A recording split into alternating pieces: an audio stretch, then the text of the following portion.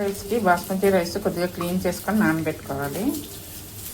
బగారా రైస్కి ఉల్లిపాయలు, పచ్చిమిరపకాయలు, కరివేపాకు, కొత్తిమీర, తర్వాత మరాఠీ మొగ్గ, లవంగాలు, 2 యాలకులు, మసాలా దినుసులన్నీ వేసుకోవాలి.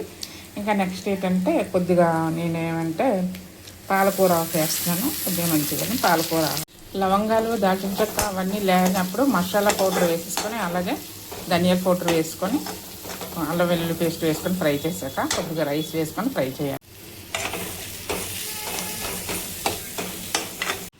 ఇదండి ఇలాగా రైస్ మనం నానబెట్టుకున్న రైస్ ఇదంతా ఫ్రై అయిన తర్వాత ఇట్లా వేసుకోవాలి.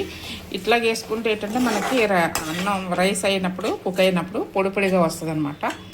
వాటర్లో నన్ను వేసుకోవచ్చు, ఎలాగన్నా వేసుకోవచ్చు. ఇలాగ వేసుకుంటే పొడి పొడిగా ఉంటుంది. దీనికి తగినంత సాల్ట్ వేసుకోవాలి. ఒక నిమ్మ చెక్క వేసుకోవాలి.